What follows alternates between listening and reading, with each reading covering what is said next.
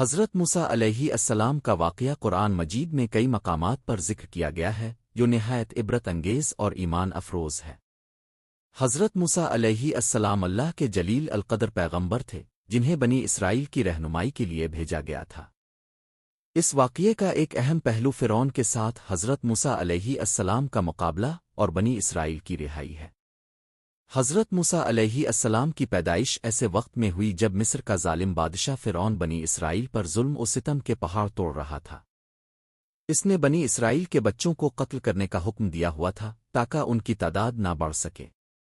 حضرت موسیٰ علیہ السلام کی والدہ نے اللہ کے حکم سے اپنے بیٹے کو ایک صندوق میں رکھ کر دریا میں بہا دیا، اور اللہ تعالیٰ نے حضرت موسیٰ علیہ السلام کی حفاظت کا انتظام فرعون کے محل میں ہی کر دیا۔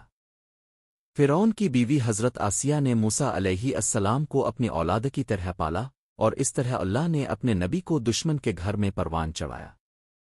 جب حضرت موسیٰ علیہ السلام جوان ہوئے تو اللہ نے انہیں نبوت عطا کی۔ اللہ نے انہیں معجزات کے ساتھ فرعون کے دربار میں بھیجا تاکہ وہ فرعون کو توحید کا پیغام دیں اور بنی اسرائیل کو غلامی سے نجات دلائیں۔ حضرت موسیٰ علیہ السلام نے فرعون کے سامنے اللہ کی وحدانیت اور توحید کا پیغام پیش کیا، لیکن فرعون نے تکبر اور غرور سے اس پیغام کو رد کر دیا۔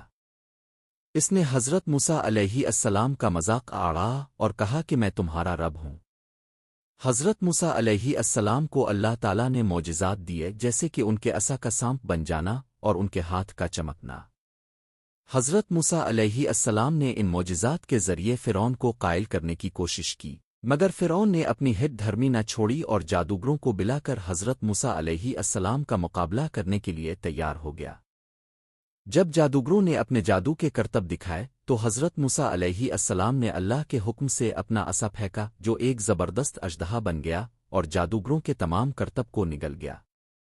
جادوگر فوراً ایمان لے آئے اور حضرت موسیٰ علیہ السلام کی سچائی کا اعتراف کیا، مگر فرعون نے انہیں قتل کی دھمکی دی اور انہیں شہید کر دیا۔ اللہ تعالیٰ نے فرعون اور اس کی قوم پر کئی عذاب نازل کیے جیسے خون، مینڈک، ٹڈیوں اور جوئیں، مگر وہ باز نہ آئے۔ آخرکار اللہ نے حضرت موسیٰ علیہ السلام کو حکم دیا کہ وہ بنی اسرائیل کو لے کر رات کے وقت مصر سے نکل جائیں۔